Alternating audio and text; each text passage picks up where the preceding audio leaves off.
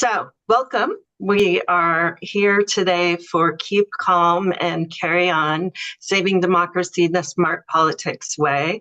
This is the first webinar that I have taught on this topic. I have taught some one-off lectures and small workshops for organizations other than Smart Politics, but this is the first time I'm really doing it for us.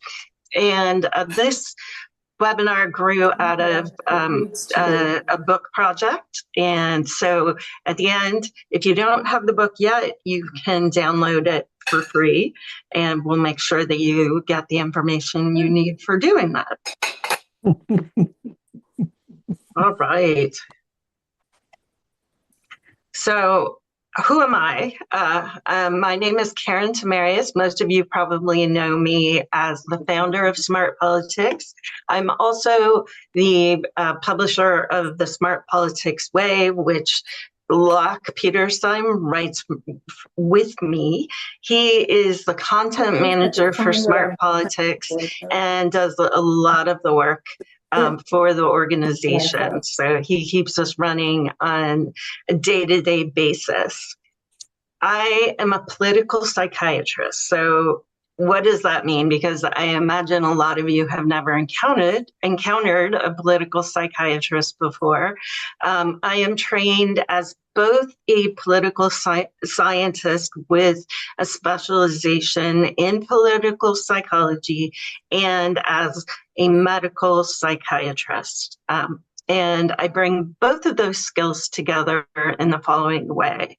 As a political scientist and a political psychologist, I have a lot of insight into how people think about politics, how they form their opinions, why they make the decisions that they do, and what goes into changing their minds, or more often not changing their minds. As a psychiatrist, I know a lot about how to interact with people in a way that gets them to lower their defenses so they can think through problems in their lives and think through their problems with others, and develop skills for communicating more effectively. So I brought those two together into the political realm. Now I don't do clinical work anymore. All the work I do is political. And most of that work is teaching progressives how to communicate in a more productive and persuasive way with people we disagree with. Over the course of doing that, I have discovered that the biggest hurdle that most progressives have when it comes to talking with people we disagree with actually is just our own emotions. We get really upset and angry, and that makes it almost impossible to persuade anyone or to have a productive conversation. So that's why we're really starting here today. So let's define the problem that we're facing as a society as a progressive movement. One second. I don't know how important this is to you. I am not seeing anything on YouTube. So if you had something set up to go, okay. If it's not going, it's okay. Not going. No problem. I'm not going to worry. Okay. All right. Keep calm and carry on then. All right. So this is the first question for those of you who are on Mentimeter. And what I want to know is one word that really describes how politics is making you feel right now. An emotion word, a feeling word. If you have more than one word, enter one word and then enter another word. You can do multiples. And if you're not on Mentimeter, go ahead and throw them into the chat. Locke will let me know we'll let all of us know how you're feeling about that.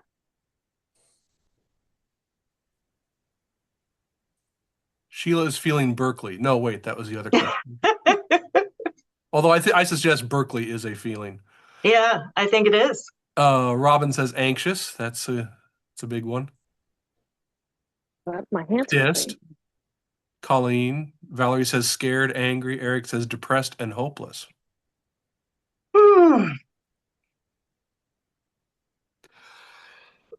Excuse me. A lot of anger, a lot of anxious, fear, hopeless. a lot of anxiety, and a lot of frustration, and a lot of sadness. Those are the dominant ones.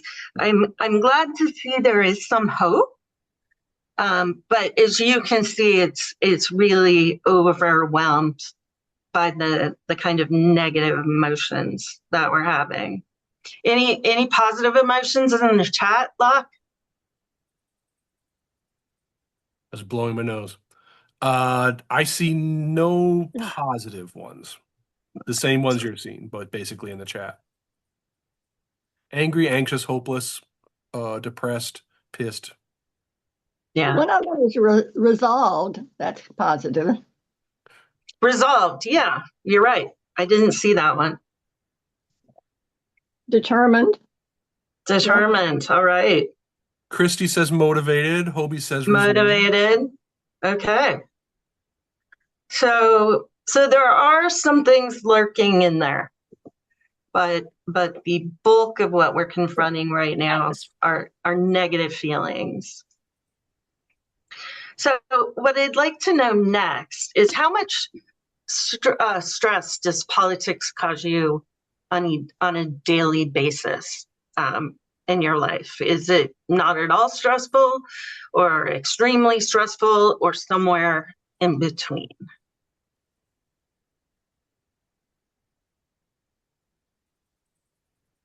Everyone's slamming that extremely stressful button. Mm-hmm.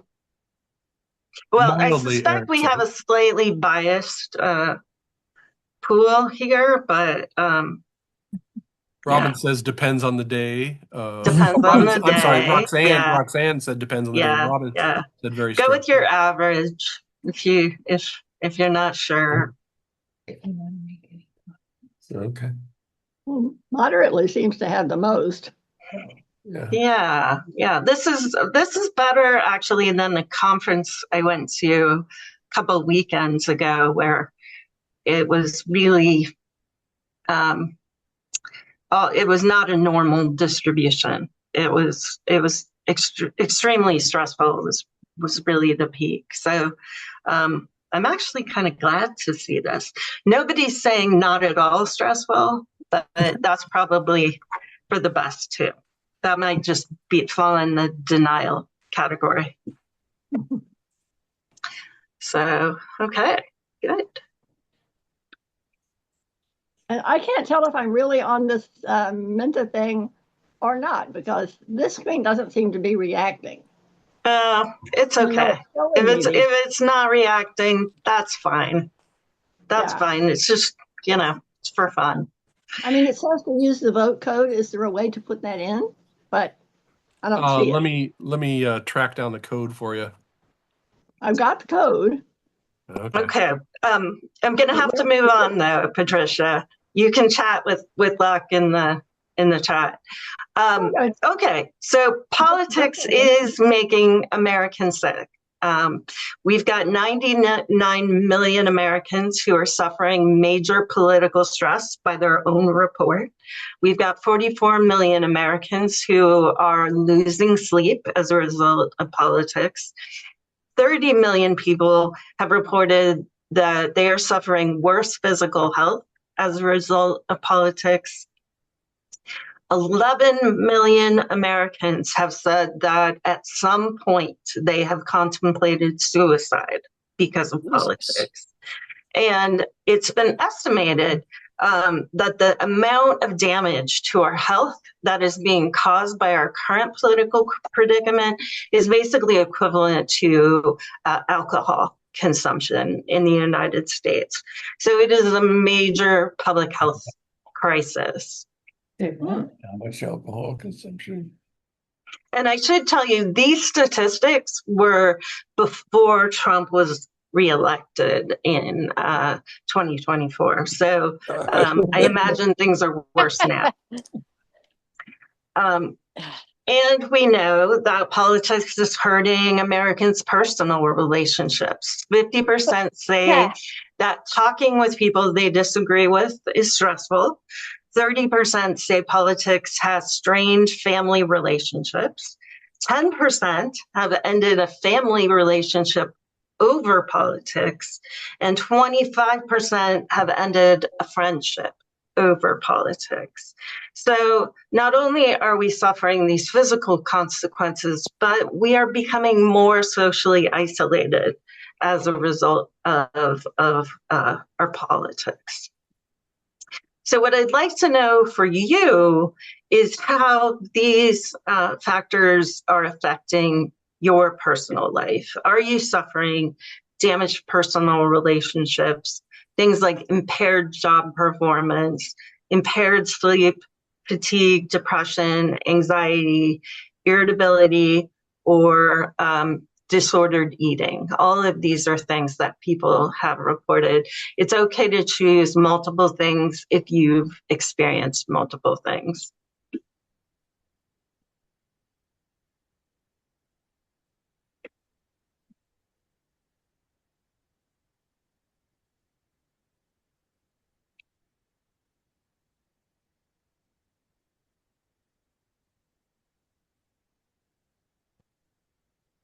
Yeah.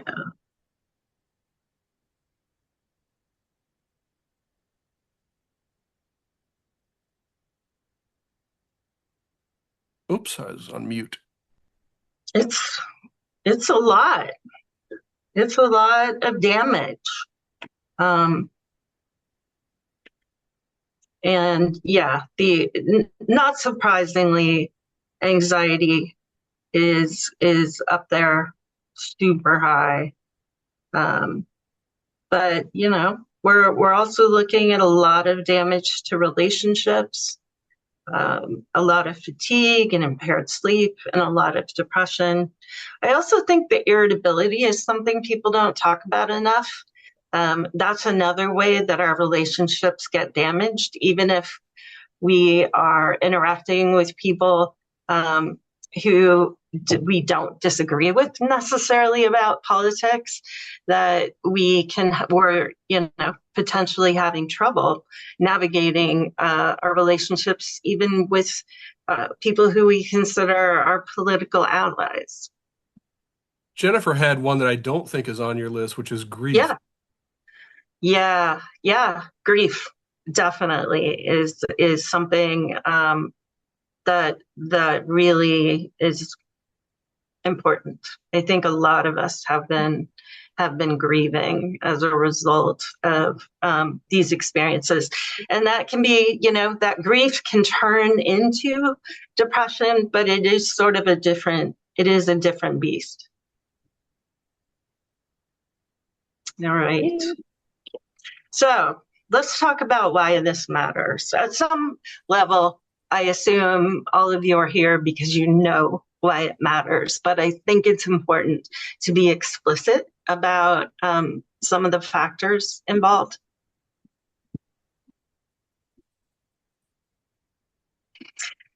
This is a quote that was published in the Stanford Daily recently that I thought really captured things nicely. One of the first pieces of advice I was given when I started organizing is that you can't pour from an empty cup. Far too often, activists wait until their cup is empty with no way to refill it. And we are currently moving into a period of heightened political activism, and we have to make sure that our cups don't get empty so that we can keep going. So we need to find a way to be mentally resilient so we can be effective. Some of the things that really are important in terms of emotional stability, what they provide us with as activists are the ability to think clearly. You can't think clearly when you're in fight or flight. To act strategically, you can't make good decisions and act strategically if you're frozen in place or too overwhelmed to take action. There is another one right there. We have to be able to communicate effectively, right? So when we're in a state of really hyper arousal, it's really hard to communicate effectively with the people around us. Another thing that we often forget is that one of our jobs as activists is to calm the people around us, not to get them into a hyper anxious state either, because emotions are contagious. And when we're anxious, the people around us are anxious, they go into fight or flight, and then the whole movement becomes ineffective. So we have a responsibility to calm ourselves so that others around us will follow our example, feel the effects of our calmness, and be able to stay balanced as well. And finally, the dreaded burnout. All of us are always concerned about getting to a point where we just have nothing left. And we've got to make sure that that doesn't happen, because we know that what's going on with the Trump administration is not a sprint. We're dealing with a marathon, and we need all of our reserves to get through it. So I'd like to know, just to get a reading of the room, how burned out have you felt in the last 2 weeks? Or have you felt not at all burned out, extremely burned out, or somewhere in between? And this week has been kind of interesting, because there's been a lot of really bad stuff going on, but there's also been, we had some really positive activism as well. So I imagine there's going to be a bit of a range here. Yeah. Okay. Hey, folks, can you, everyone, please mute if you're not speaking? I guess I can mute all, but I don't know what that'll do to Karin. We'll try it. That would be great. I don't think it will mute me. It did. You're muted. There I am. Okay, now you can hear me. All right. Well, and I learned I have that power now, don't I? Yeah, you have superpowers. You can just quiet me if you get tired of listening. All right, so not too burned out. That's good. I am encouraged to see that. What about in the last 6 months? How's it been? Have you had periods where you felt pretty burned out?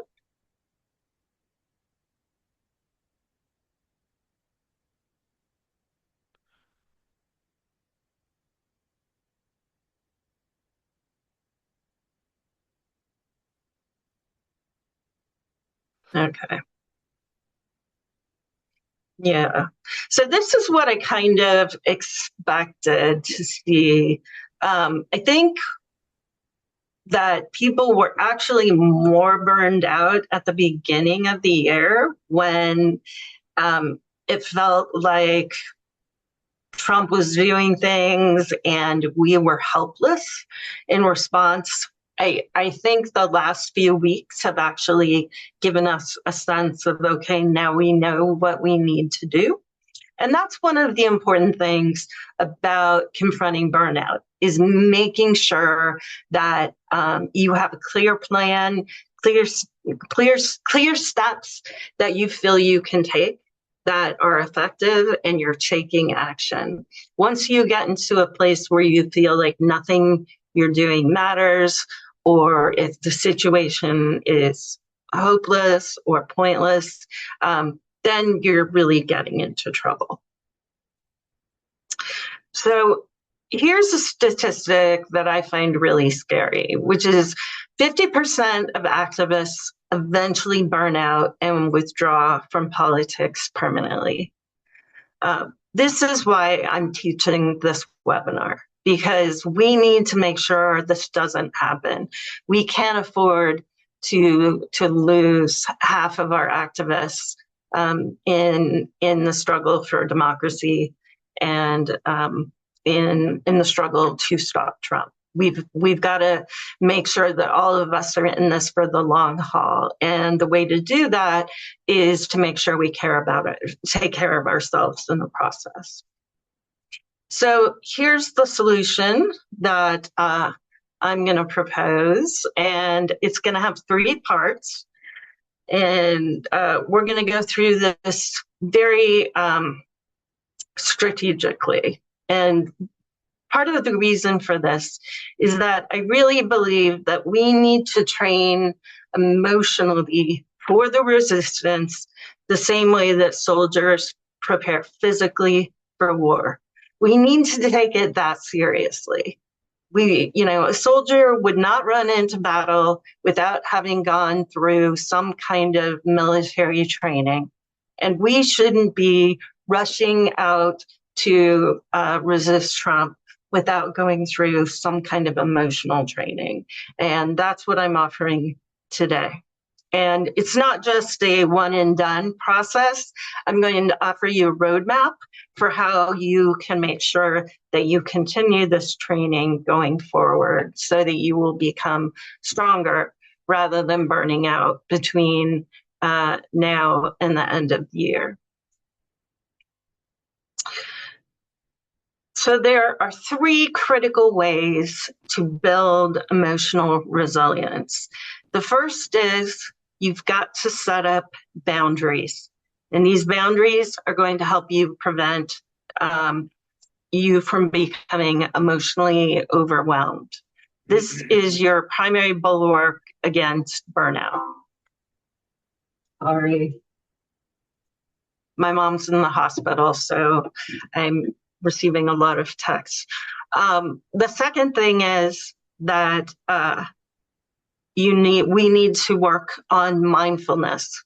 Mindfulness is critical for allowing us to stay clear-headed in the heat of the struggle, so we don't become highly reactive and impulsive. And finally, we need desensitization. Desensitization is a way to increase our tolerance for common stressors, things that are normally incredibly triggering, that set us off into an emotional tailspin.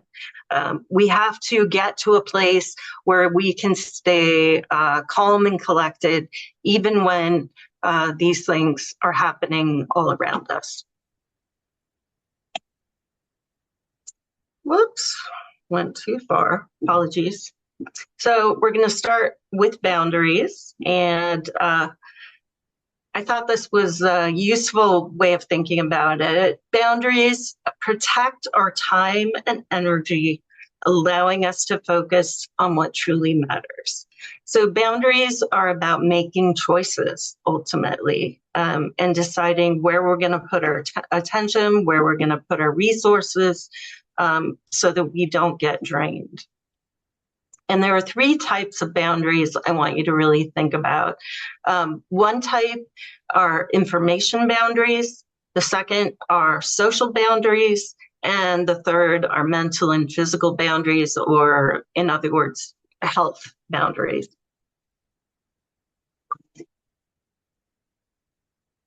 So what I'd like you to do now is to think about which of the following information barriers or behaviors, you engage in while we think about informational boundaries.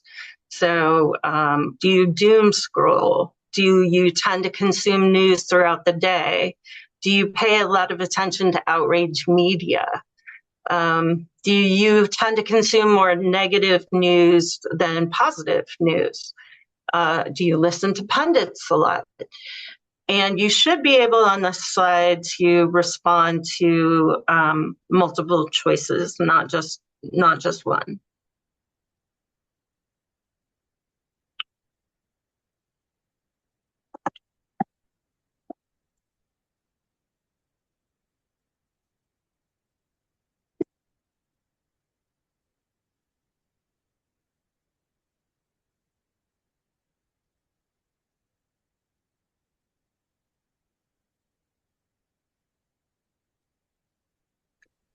it doesn't give you a choice to say none of the above. Ah, that's true. That's true. That's good. I should have given that as an option.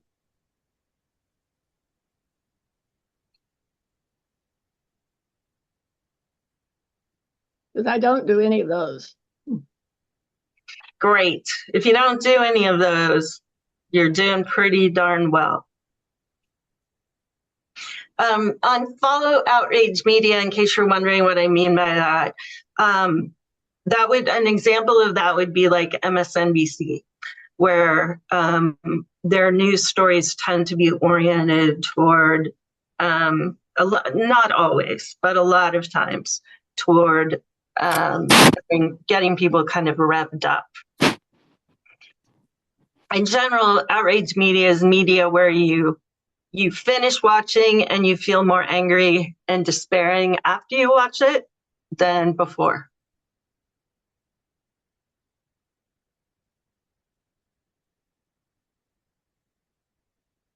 But I mentioned something that I have found that was very helpful and on MSNBC.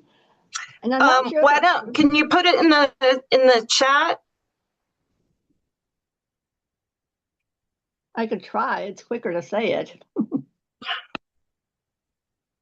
Yeah, I'm just trying to keep comments a little limited until we get to the end. I see. I can wait until then. Okay. All right. So it looks like the doom scrolling and the consuming news throughout the entire day are really the places where people are kind of breaking down on the boundaries. So in terms of information boundaries, they're all about regulating your news and social media intake. So that means limiting your hours. Ideally, you only want to check your news and social media early in the day or late in the day, maybe during lunch. But the key is to have set times rather than just checking anytime an alert shows up on your phone. Another thing is consuming only as much information as you actually need. I made a decision, I don't know, about 4 years ago that I just was only going to read the New York Times and the Washington Post. And I wasn't going to watch the television news anymore. Maybe a news magazine here or there, but that was it. Like I was done. And it really made a huge difference because I realized that I didn't actually need to know everything Trump was doing in order to be an effective activist. So if you find yourself consuming a lot of political information, what I encourage you to do is to ask yourself, what am I accomplishing by consuming this information? Is it making me a better activist? And if it's not, what is it doing that is actually positive and constructive in your life? It's really important to choose media that informs rather than media that's designed to make you mad. And punditry also tends to be kind of like the junk food of media. It's entertaining. It keeps you hooked. It tends to be like the horse race journalism, but it's not actually that valuable when it comes to making change. And so those are places where you can really cut out the fat. One thing I noticed that people tend to miss is that there's a lot of good news out there, particularly about what the resistance is accomplishing. And we instead tend to mostly consume bad news. And one of the interesting things about the brain is that it usually takes 3 pieces of good news to offset negative news in order to improve our mood. So if you're only getting negative information, you are going to feel bad. You are going to feel hopeless. You are going to feel depressed and anxious. It's important to very consciously offset that with positive information. One of the things that I found really useful is to seek out historical perspectives. So go and read a history of Gandhi in India. Go and read a history of Martin Luther King and the civil rights movement. Read about Nelson Mandela. Find out how these leaders were able to successfully overcome hundreds of years of oppression, despite the odds being against them. They're incredibly encouraging and remind us of sort of the historical perspective so that you don't give up hope while we're going through this challenging time. In terms of social boundaries, it's really important, as I mentioned earlier, to remember that anxiety and stress are contagious. So I really strongly suggest that you limit your time with people who tend to catastrophize and who are always in crisis mode.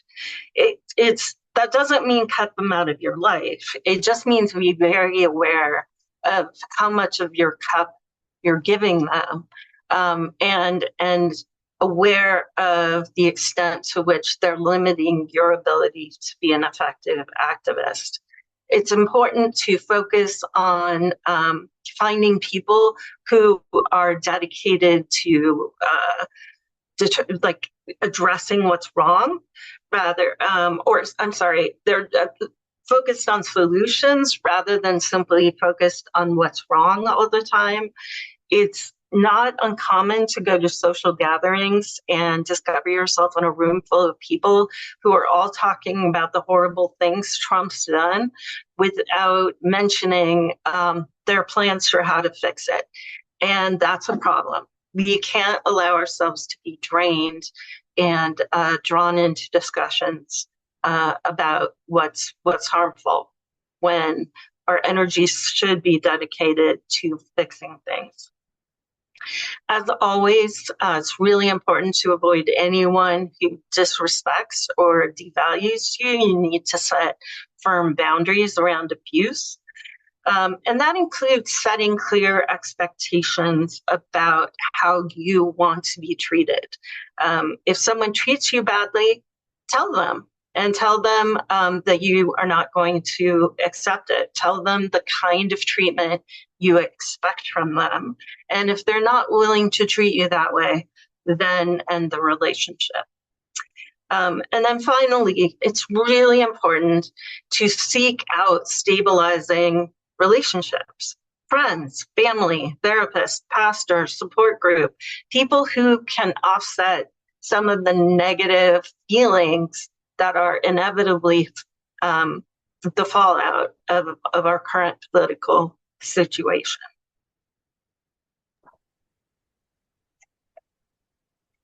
And then finally, those physical and emotional boundaries, the health boundaries.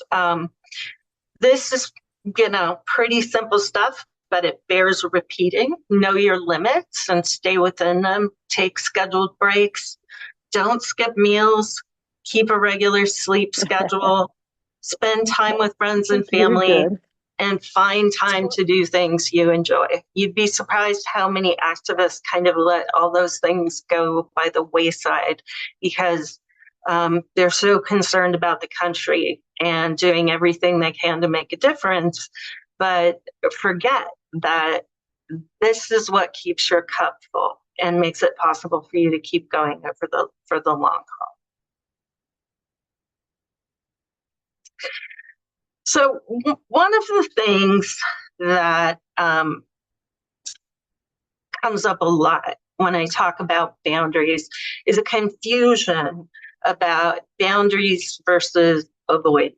And so I'd like to spend a few minutes kind of clarifying that distinction because I think it's really valuable.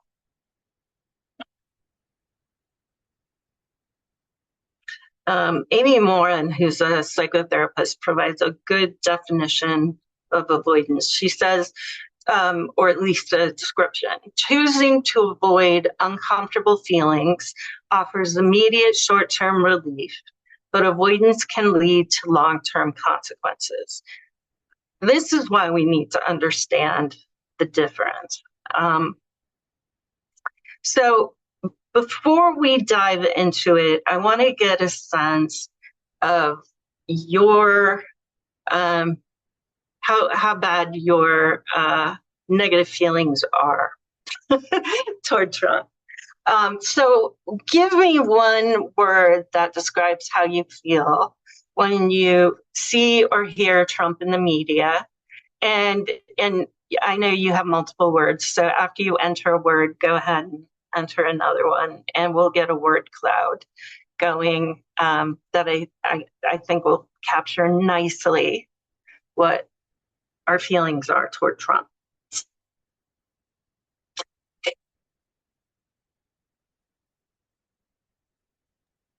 I'll just shout out some of the ones in the chat as we go. Yeah, nice. Disgust, angry, anger, repelled.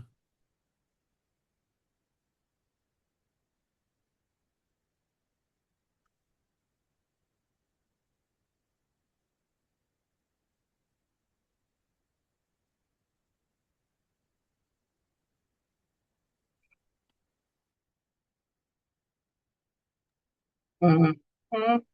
Disgust, dread, alarm.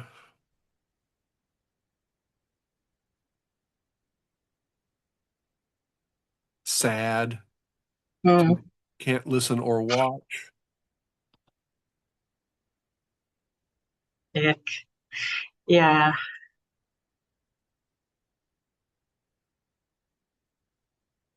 Yeah, when I've done this word cloud before, disgust was the key word.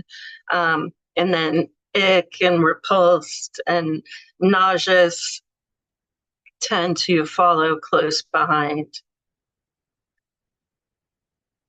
which is really a very interesting reaction if you think about it.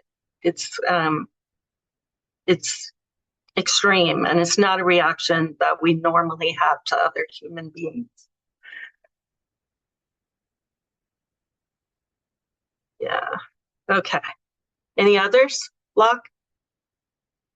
Katja said fascinating from a Jonathan Haidt perspective. I liked the note. That was an interesting one. That's a new one. I haven't seen that. But yeah. I also like the ones that imply just complete confusion.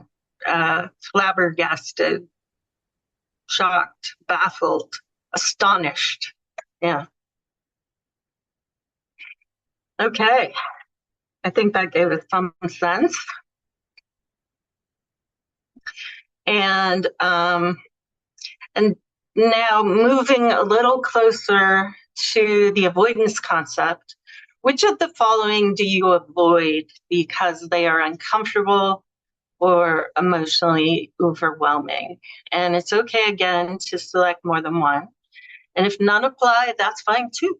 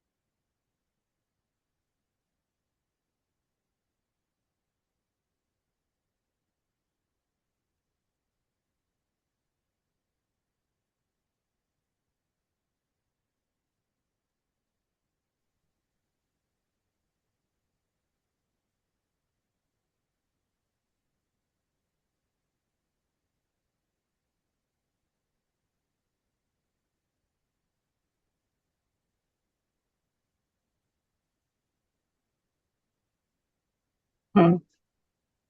Okay, I think we've got a pattern. So the hardest things are those that involve Republicans and MAGA voters, especially political conversations with them. I'm not surprised by that. But we're also avoiding some political news and information and some types of political activism, which is not a surprise. So political avoidance is fleeing, running away from news and media, information, conversations, relationships, or civic responsibilities, because they generate emotional distress within the context of politics.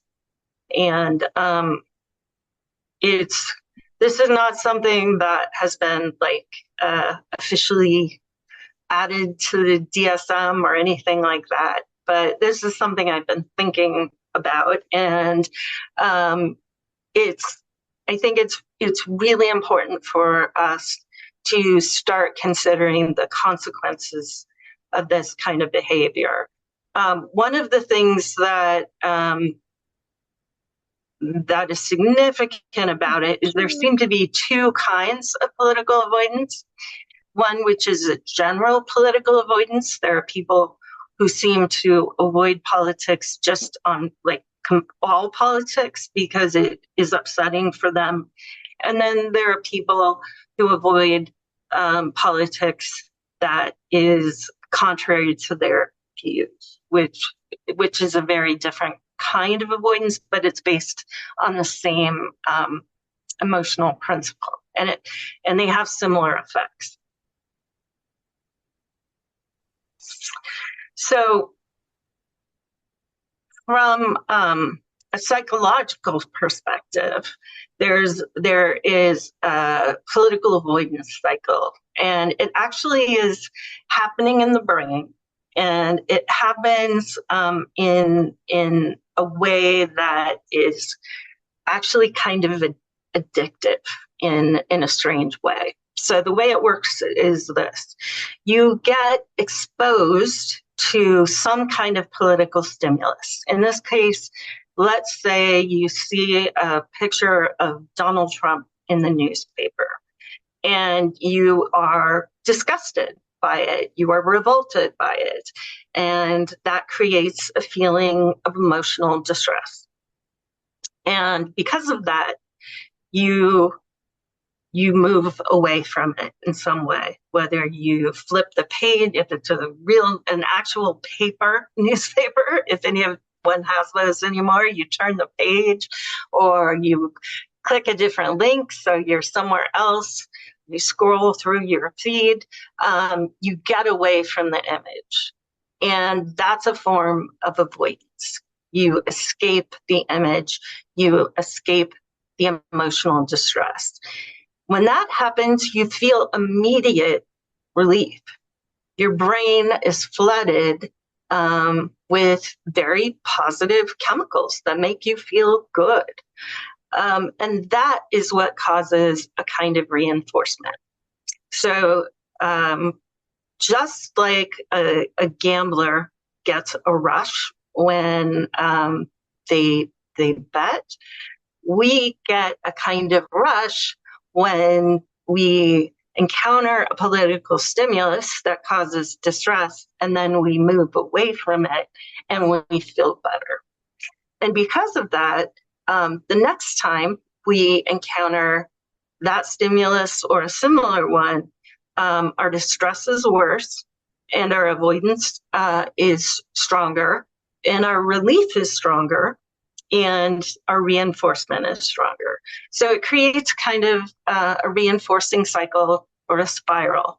And ultimately, avoidance is one of those things that feels good initially, but over time, it actually makes our political distress worse.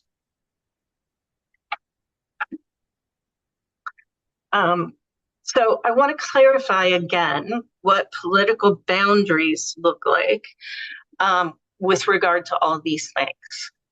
So political boundaries with regard to news and information and conversations and relationships and civic responsibilities are things that we make in order to make our political engagement sustainable and effective over the long term.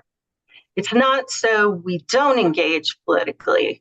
It's so we can stay with it and not burn out and not be overwhelmed by our emotions long term. When we think about healthy boundaries versus political avoidance, and I know there's a lot going on this slide, we'll give you a copy so you can study it more at length later. But some of the big differences are that healthy boundaries are really rational. They're coming from a place of choice, whereas political avoidance is reactive. It's impulsive. It comes from a place of, I don't like that, it doesn't feel good, and so I'm moving away. Healthy boundaries recognize that political discomfort is normal. We're gonna feel that.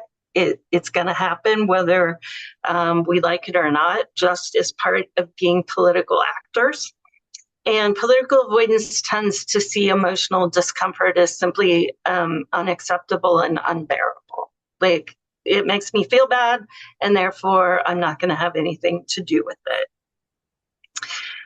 Healthy boundaries are about long-term management, whereas political avoidance is about immediate emotional relief, about getting out of there as fast as we can. And I'm just gonna skip down to this last one. Healthy boundaries lead to greater emotional resilience over time, and political avoidance leads to greater emotional fragility over time. And that's really critical when you are sitting there trying to think, am I setting a boundary here, or am I avoiding? Ask yourself, is this making me stronger in the long term, or is it making me more fragile in the long term? So, along these lines, a question that often comes up is, if you discover someone that someone you know is racist, homophobic, transphobic, and or sexist, how likely are you to end contact with them?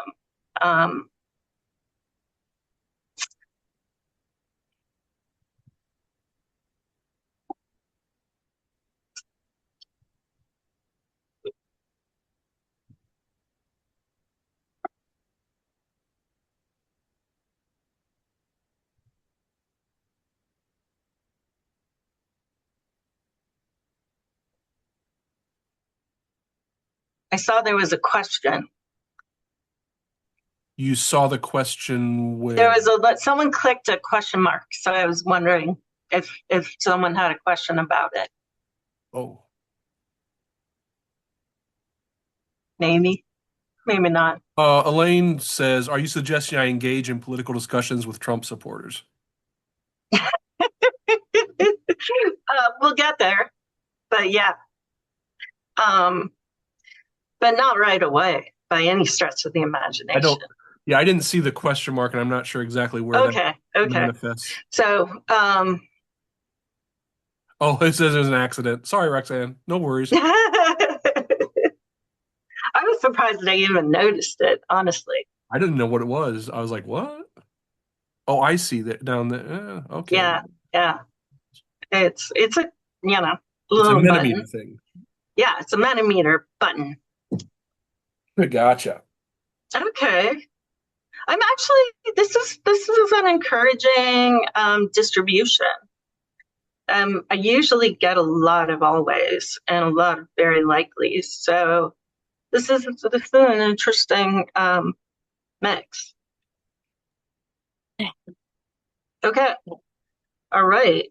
So this gives us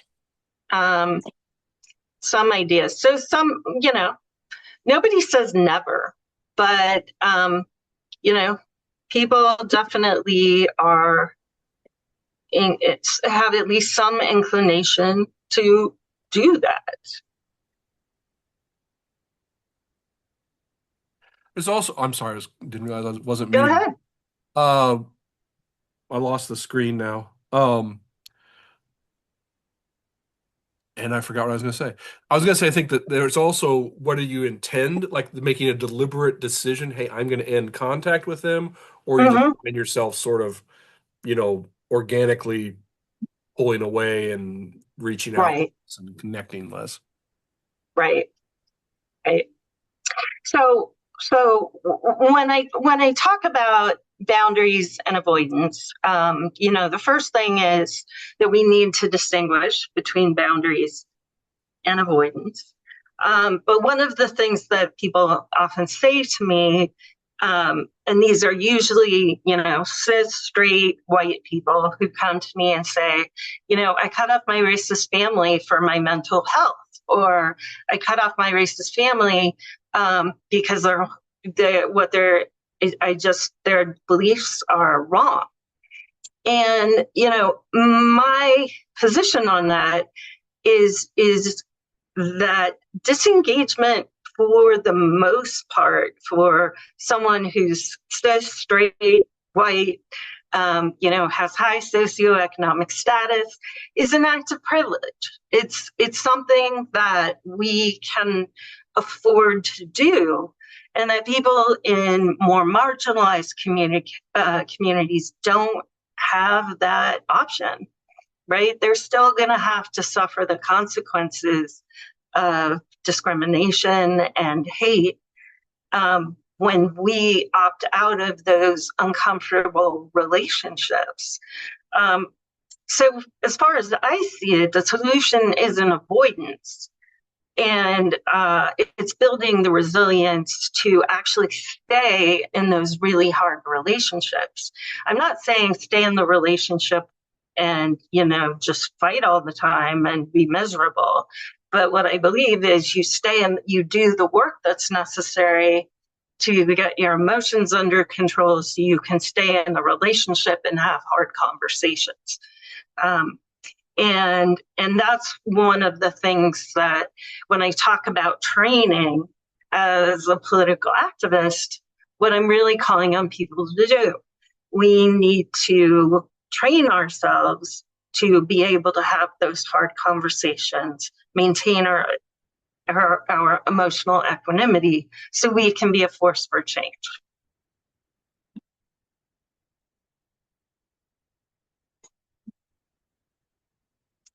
So that's boundaries. Now we're moving into the second category, which is mindfulness. And mindfulness comes down to a way to train your brain to respond rather than react in situations no matter what is happening. We all go through life with good things happening and bad things happening. And we like having good things happening and we hate having bad things happening. But it helps us a lot if we can kind of maintain our equanimity when bad things happen. So mindfulness creates a bit of a mental pause, a space where we can think and choose and breathe, so we don't feel we have to immediately react. We're not reacting on impulse.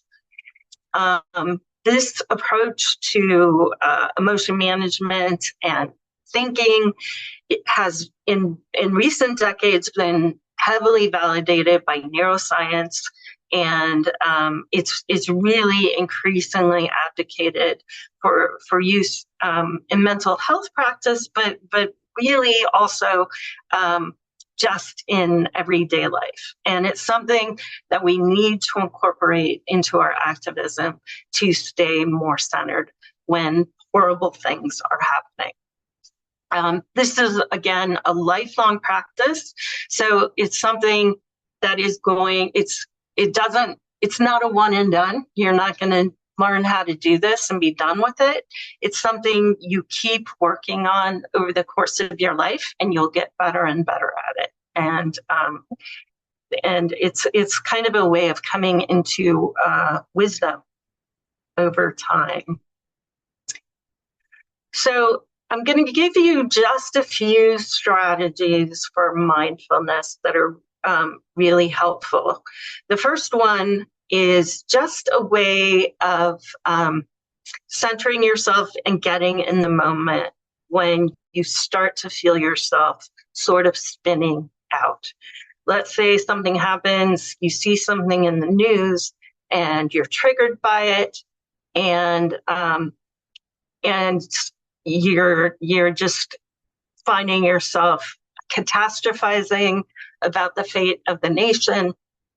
This is a quick intervention that you can use to calm yourself down. Basically, all you have to do is pay attention to what you're feeling. What are your emotions? And put them in words. Don't just pay attention to the way it feels in your body. Give it a name, right? So, for example, I am feeling sad, or I am feeling angry. And the more specific you can be about the emotion, the better. And one of the great things about doing this is naming emotions engages the more rational part of the brain. So you get out of your limbic system, and you are able to use your frontal lobes, and they kind of calm everything down a little bit. You can actually, as you name your emotions, you can actually feel the shift happening. And what I want to do here now is give this like little practice. I'd like us to watch a really short clip. I promise it's really short. And then afterwards, we are going to name the emotions that we're feeling or that come up during the experience as a practice. So this is a video of Senator Alex Padilla being handcuffed last week.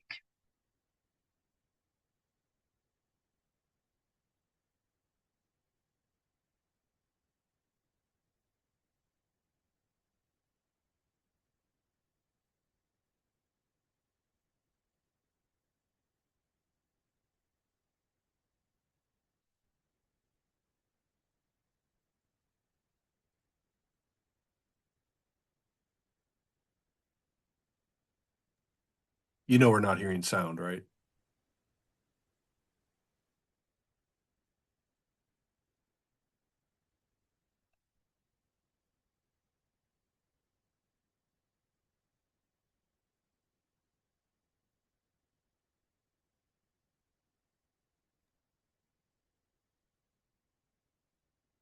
Okay, so that's hard. I've watched it multiple times. It's still really hard. We didn't get the sound, but that's okay. But we didn't get the sound, but that's okay. That's fine. You didn't really need it.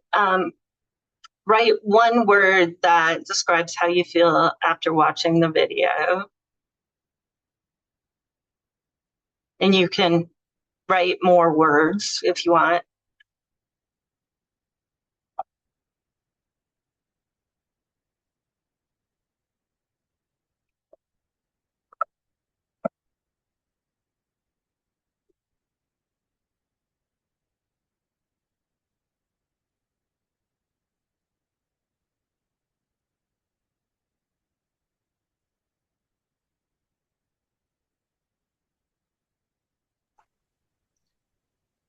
Just for your information, Karen, the video had sound on Mentimeter.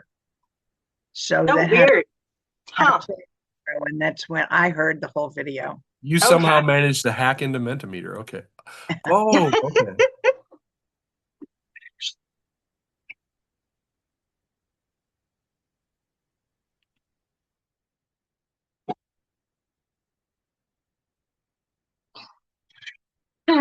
Yeah. Okay. So, yeah, it's interesting. So sad and outraged are really um, and disbelief. Those are pretty big. Hopefully, though, in the process of writing those words, those emotions down, it it moved you from that really intense feeling to a more cognitive place, and so my hope was to give you an example of how that actually worked. At the end, maybe we can talk about if people can provide feedback on how it actually felt.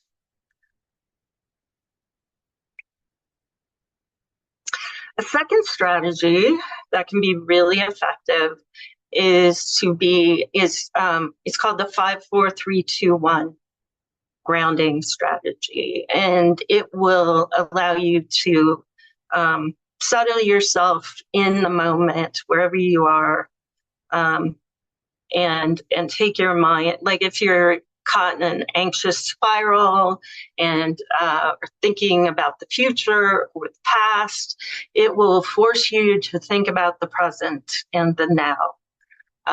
So the first thing to do is to look around and identify 5 things you can see. So, for example, I might look around my office and say, I see a pen, I see a piece of paper, I see a can, I see my phone, I see my computer. Then touch 4 things around you. And often that is, can be really as simple as I can feel my feet on the floor. I can feel my rear end on the chair, and I can feel my hand on my desk and my other hand on the computer mouse. So sometimes you're already touching the things, you don't even have to reach around. And then you do sounds, 3 sounds, identify 2 smells. Sometimes that one's a little hard, depending on where you are. I have a candle right here that I keep handy. And then finally, taste. So if you have something you can taste, that's really good. It's amazing how effective it is to run through all 5 of your senses like that, or all 5 of your senses, and have like it has a remarkable impact on shifting your attention away from whatever you don't want to be thinking about in that moment, and it really resets you emotionally. And then the third strategy, of course, in the heart of mindfulness is really meditation. And a lot of people are intimidated by meditation because, they hear about people who meditate for hours a day or dedicate large amounts of their time to it, or go to, week-long retreats or what have you. It doesn't have to be anything like that. Meditation can be very short. You could do a minute a day and still get significant effects. It's really, and it's not about clearing your mind, which is a mistake that a lot of people think. It's really about training your mind to do what you want it to do. So all you have to do is sit and breathe normally. And then what you do is bring your attention to your breathing rather than to other things that are going on around you. So you pay attention to the fact that you're breathing in and that you're breathing out. And while you do that, you are inevitably going to get distracted. That's what our brains do. Our brains are highly distractible machines. And so you're doing your 1 minute of mindfulness meditation, and you're observing your breath moving in and out. And then the next thing you know, you're thinking about whether your coffee is getting cold, or whether the dog needs a walk, or whether the kid needs a ride to school. And then you're like, oh, I stopped paying attention to my breath. And that's the moment when you bring your attention back and you do it all again. And you just pay attention to your breath moving in and out. And a lot of people get upset with themselves at that moment. They're like, oh no, I'm terrible at this. I am not supposed to be thinking about other things. I'm just supposed to pay attention to my breath moving in and out. What they miss is that that's the actual project of mindfulness and meditation, is to notice that your breath, that you stopped paying attention to your breath, and bring your attention back intentionally. So actually, every time you notice and every time you bring your attention back, that's the victory. That's like the repetition with the weights in the gym. Like, that's the training your brain. So even 1 minute a day of that has been shown to reduce emotional reactivity and increase mental clarity. In my experience, you start doing it a little bit and you're gonna want more because it feels good. Another thing to keep in mind is that there's guided meditation. So if you're having trouble doing it on your own, or you're intimidated, download an app or go online and just Google guided meditations, and you can get some help that way. And I had a meditation, but I'm going to skip it because I think we're a little low on time. So we're going to move to our next topic, desensitization. And I got to tell you, this is the one I'm most excited about, because in my view, this is the subject that is most revolutionary for activists, and something that really nobody out there is doing, but I think it can really be transformative if you take this seriously. So this is a quote from Martha Beck, who's a psychotherapist. She says, "What happens when we're willing to feel bad is that, sure enough, we often feel bad, but without the stress of futile avoidance. Emotional discomfort, when accepted, rises, crests, and falls in a series of waves. Each wave washes parts of us away and deposits treasures we never imagined."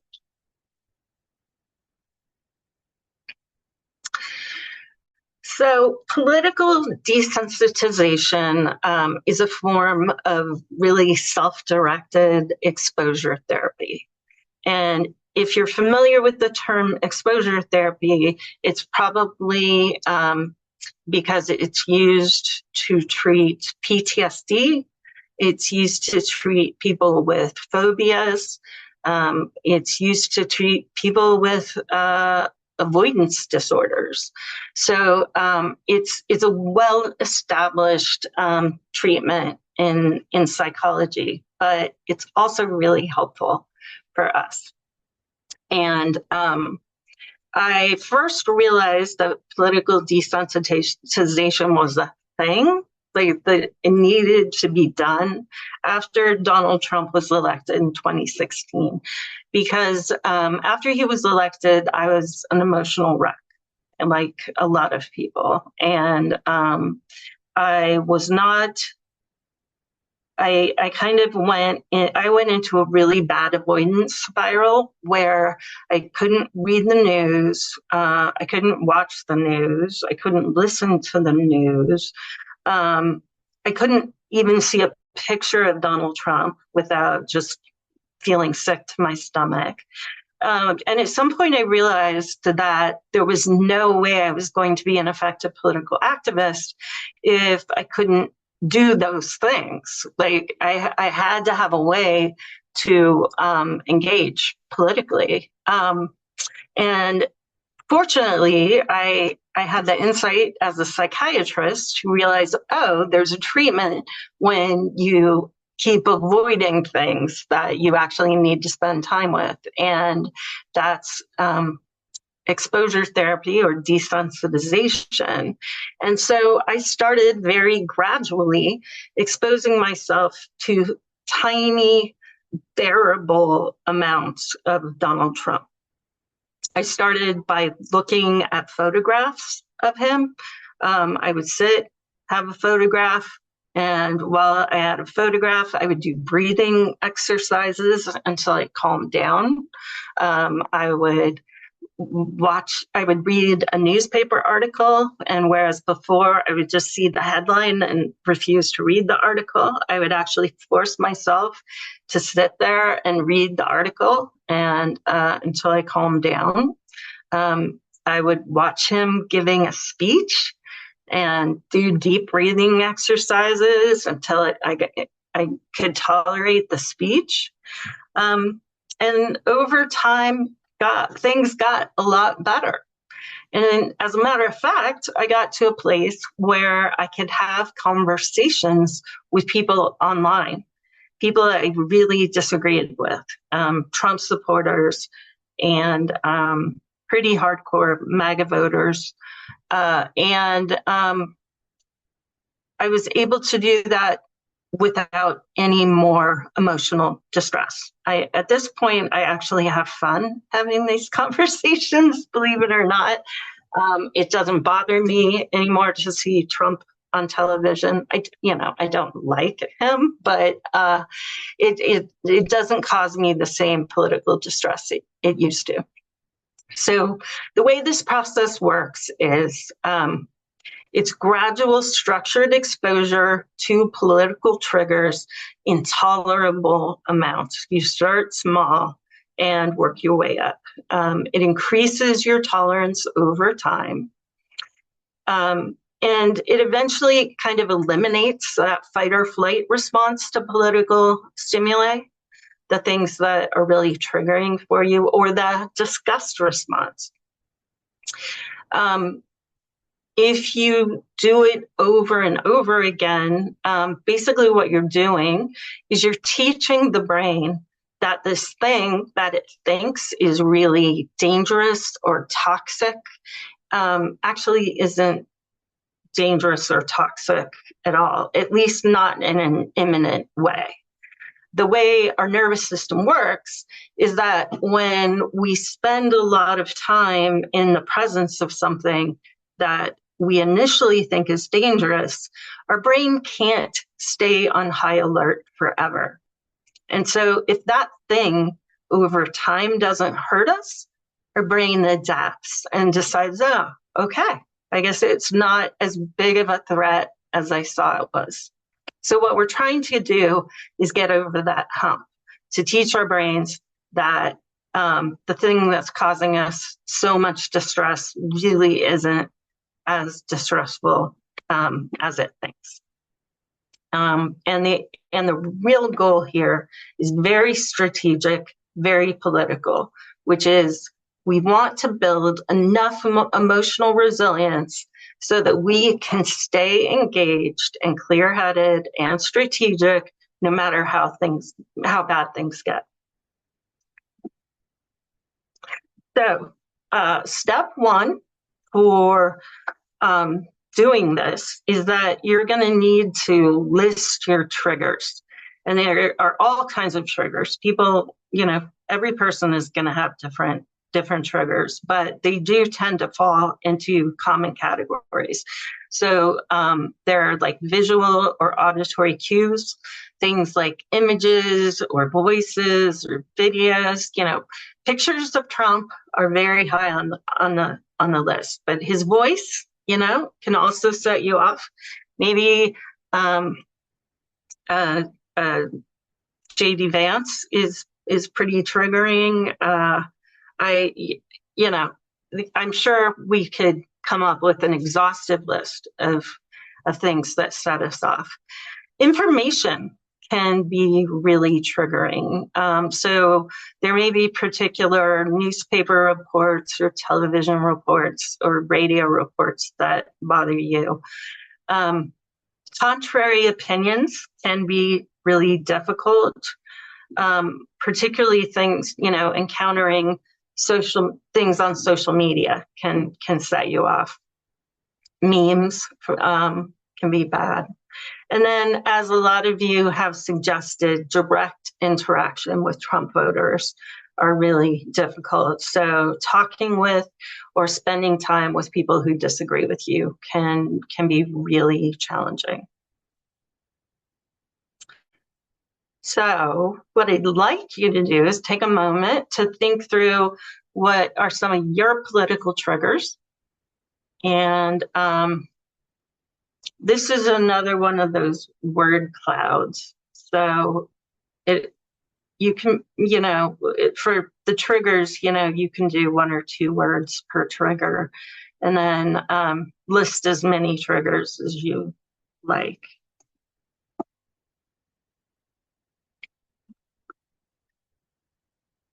Fox News, that's a good one. I used to sit and watch Fox News, and just do deep breathing until I calm down.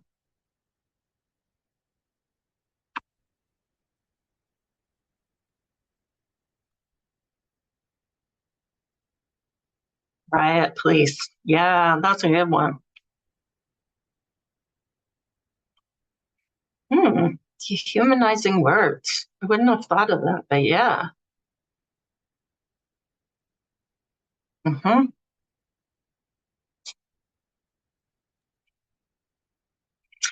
Cruelty. Now that's when you might have to operationalize more, because it's hard to.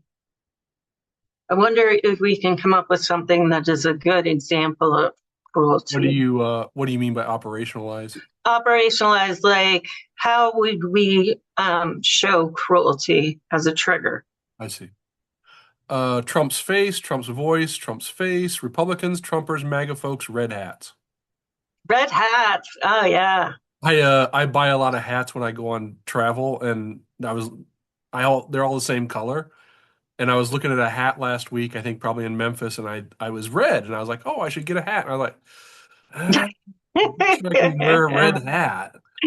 Can't wear a red hat. Color red has been ruined. Yep.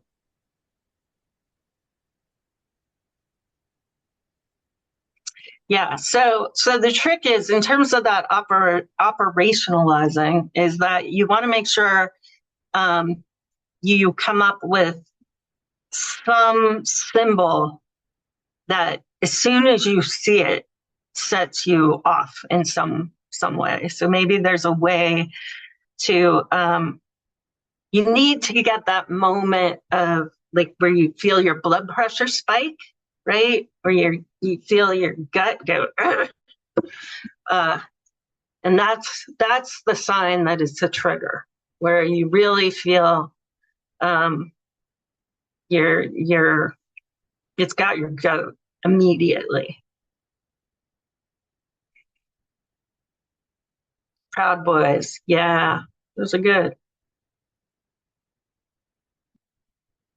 Big beautiful bill, yeah, I get that one. All you have to do is hear that. 51st State, yeah, that's pretty irritating. This Sheila says masked ice thugs. I think that gets to kind of the cruelty thing. For me, the image of cruelty is masked ice folks. Also, the image of cruelty to me is a lot of just flippant memes and posts on social media, just being intentionally cruel for attention. Right. Okay. Good job, guys.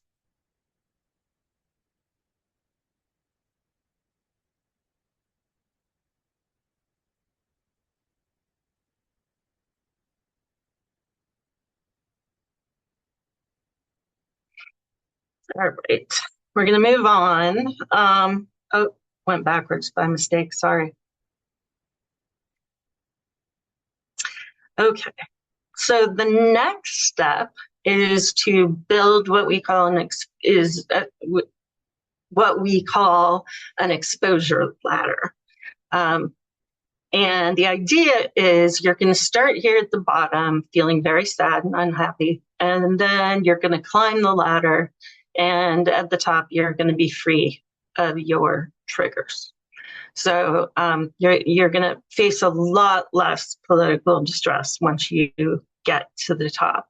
And the way you do that is you take your list of political triggers that you've generated and you rank them from least triggering to most triggering. So what we're going to do next is I created a separate list for you, just for us to play with. And what I want you guys to do is decide which ones are most upsetting and which ones are least upsetting and which are kind of in the middle. So the most upsetting one should be ranked first, and the least upsetting should be ranked 10th. And then you can put the others in order depending on how you feel about it. And Janice, I see your hand is up.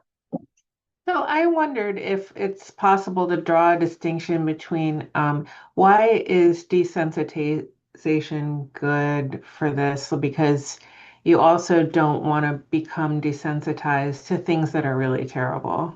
Right. And that's a super important distinction to draw. The way I think about it is how I need to be in control of my emotions in order to respond effectively in terms of what's happening, right? I need to be in charge of my emotions in order to be a political activist. And I think about that a lot very much in the same vein that I think about what I need to do as a doctor taking care of patients. So imagine a doctor in the emergency room. A doctor in the emergency room who sees blood and their patient is dying in front of them. They care about their patient, right? They want their patient to live, but they can't be overwhelmed by their feelings of distress and empathy. They need to be they need to be able to think clearly and act strategically in order to save that patient. That's how I think about this. You have to at least get to a place where you can put your feelings aside enough to do the work of the resistance. Does that mean you don't feel anything at all? Absolutely not. And you still are going to have a lot of feelings that have to be processed outside of, your activism. Like you need to, when you're not doing the work, you need time to, maybe with a support group or maybe with your friends or maybe with your therapist to talk through what you're going through. But in the moment when you're doing the work, you can't be overwhelmed. And so that's what this is really about. And, in my experience in doing this desensitization, it's not like I've gotten to a place where I don't mind Trump or I don't dislike him. I still dislike him greatly. It's just that I'm not running to the restroom to vomit every time he comes up on the television. But really good question. Yes, and Darlene, I think that kind of addressed your question too. Something hard about letting go of outrage because it seems you're accepting these things. I think that same topic.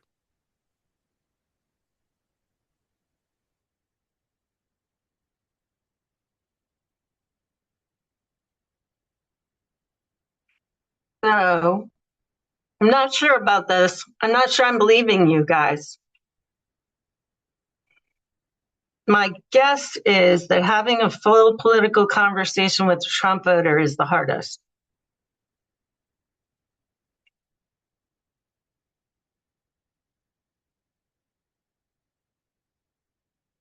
Which would make it number one. No? And then, Well, you think about the way you phrased the question, though. You said upsetting, not difficult, right? I mean, tomato, tomato. But what what upsets you versus what do you find difficult or challenging? okay, maybe. Huh. Okay. Well, this is definitely different than when I've done it in the past. When I've done this in the past, it was definitely having a full political conversation with the Trump voter was the hardest. And then I think the second hardest was listening to a Trump voter talk about their beliefs. But okay, well, all right. So you guys get the idea, right? So the 10th thing is the least upsetting. So that's going to be the start of our ladder. And we want to work our way up to the first thing where we can, which is the hardest, which apparently is watching a White House press conference, which I agree is not an easy task. Right, but you keep saying hard and easy, and you asked upsetting, though. You're right. Maybe I wrote it differently last time. Could be. Okay. It's easy to watch a White House press conference. Doesn't ask you to But that was the hardest on the. It's the most upsetting to watch. Most upset. Good point. Okay. Well, I got you. All right. I'll be more careful with my wording next time. All right.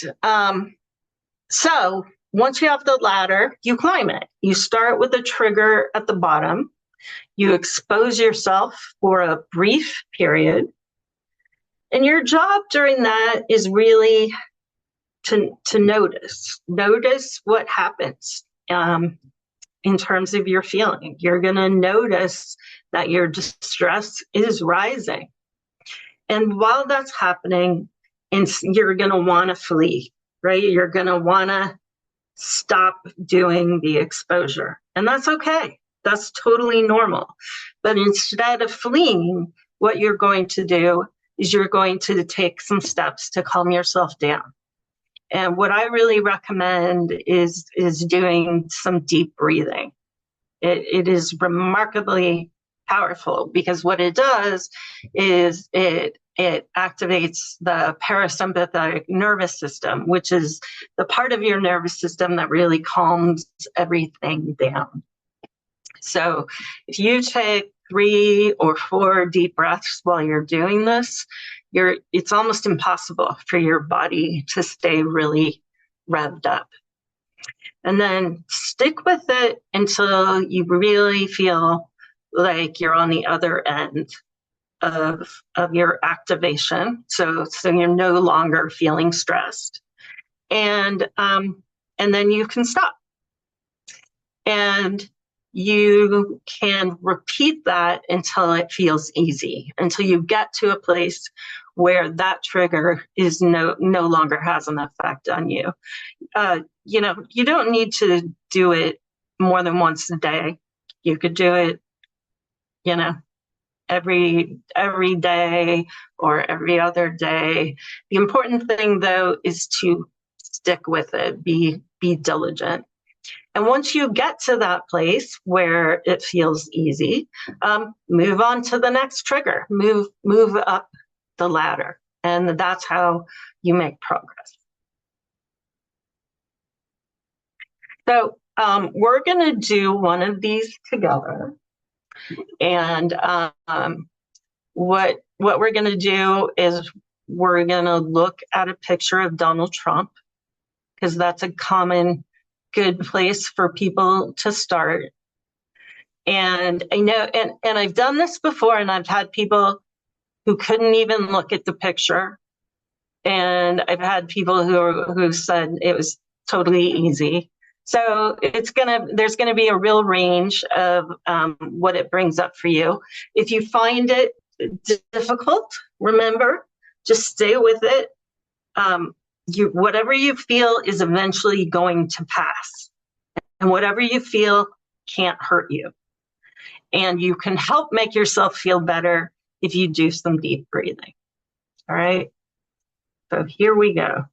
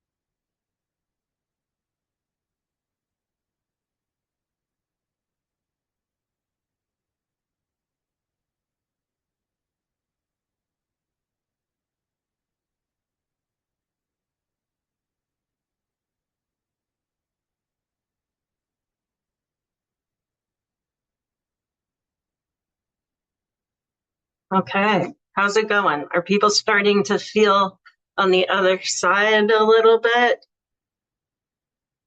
No, Sherry, you're still.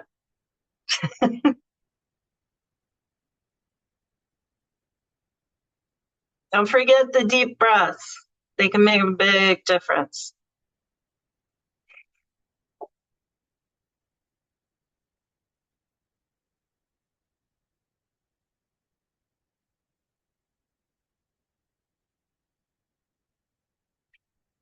What you're usually going to feel is initially there's going to be a real peak in like that negative feeling.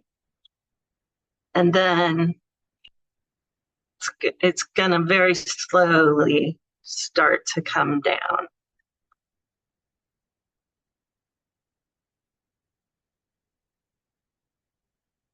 But what you won't feel is you won't have a situation where it peaks and then it peaks again. It's not like that. It doesn't peak and come down and then peak again. It always goes up once and then comes down.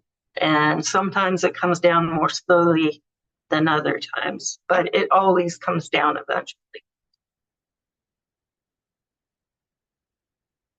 All right, you guys have suffered enough.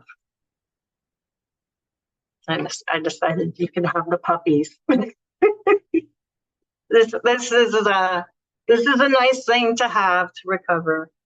It's amazing how looking at kittens and puppies and babies is just like it releases all these positive chemicals in your brain. So if this is another way to emotionally reset when you're having trouble emotionally resetting, it's the reason the internet is awash in images of puppies and kittens.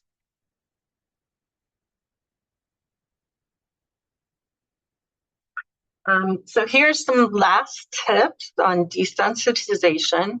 This is a slow process, so don't rush it. Some triggers may take days, weeks, or even longer to overcome, and that's fine. It's normal to get frustrated. It's normal to have setbacks, and it's going to be uncomfortable. That's one of the things about doing it. If it were comfortable, you wouldn't be doing the work, right? It's all about, you have to make yourself uncomfortable for it to work.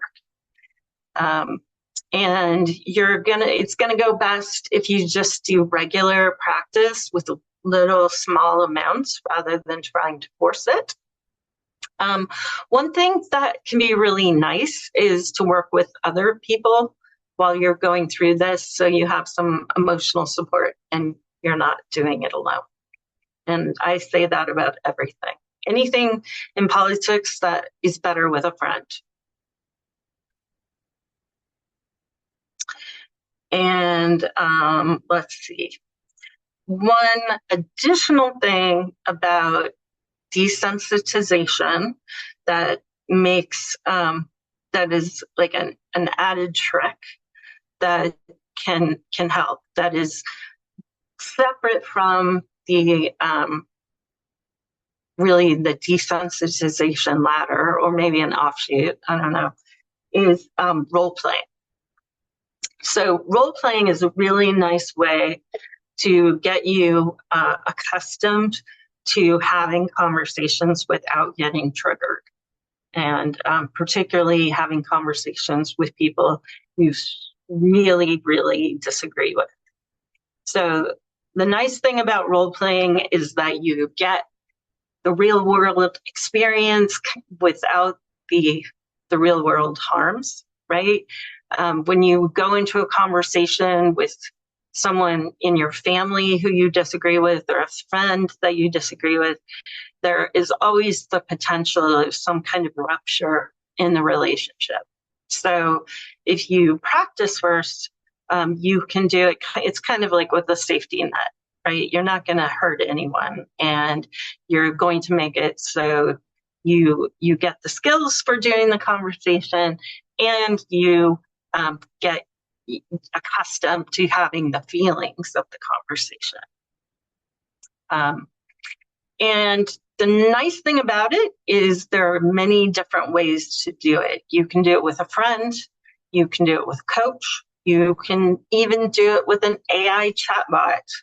And I personally am a huge fan of the AI chatbot.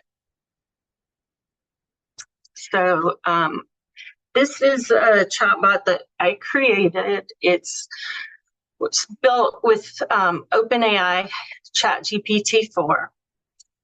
You can access it anytime, day or night, that you want to practice. And there are free and paid models. The paid model is obviously better because it lets you have unlimited chats. The free model cuts you off after a certain number of exchanges with the bot. In addition to helping you with your exposure, feeling, your tolerance for ideas that are different than you, and for having a conversation with someone who's potentially obnoxious, it also teaches you communication skills. So while you're using the bot, there's actually an avatar for me who will come in and make suggestions about ways you might want to phrase things differently, or gambits you might want to try in a conversation to make things go more smoothly. And one nice thing is there are transcripts available afterwards that you can use to like debrief or remind yourself, like, what went well and what didn't. Oh, yeah. So this QR code will take you directly to the Angry Uncle app, but I'm sure Locke can also drop a link in the chat at some point. So don't stress out if we move past it before you have a chance to scan. So, yeah, okay. We are moving on to the end here. Thank you very much for being here, by the way. We really appreciate it. As like kind of the big overall picture is that politics is making us sick, and it's really getting in the way of our ability to organize and to lead and persuade people. And we can't do that when we're in a state of constant distress. And political avoidance often feels protective, but over time, it really makes our distress worse. So the way out isn't withdrawal. It isn't withdrawal from our relationships. It isn't withdrawal from activism. It's really building our emotional resilience. And as I laid out, there are really three key ways to do that. There's setting stronger boundaries, which are going to protect our energy and focus, to increase our mindfulness, which makes us less reactive to things that are happening on a daily basis. And finally, desensitization, which allows us to confront the constant triggers we're all bombarded with greater equanimity.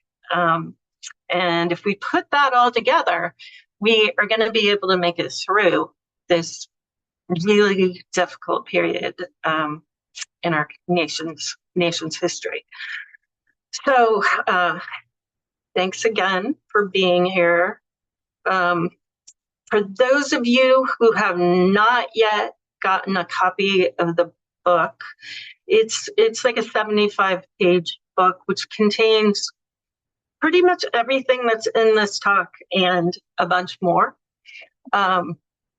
If you scan this, it will take you to a link where you can subscribe to my Substack, The Smart Politics Way. And when you do that, you will get an email with a link to the gift copy of the book. Feel free, if you don't want The Smart Politics Way after that, to unsubscribe. I won't take it personally. It's just that's kind of how the system is set up right now. And let's see. And yeah, so we also have these additional links.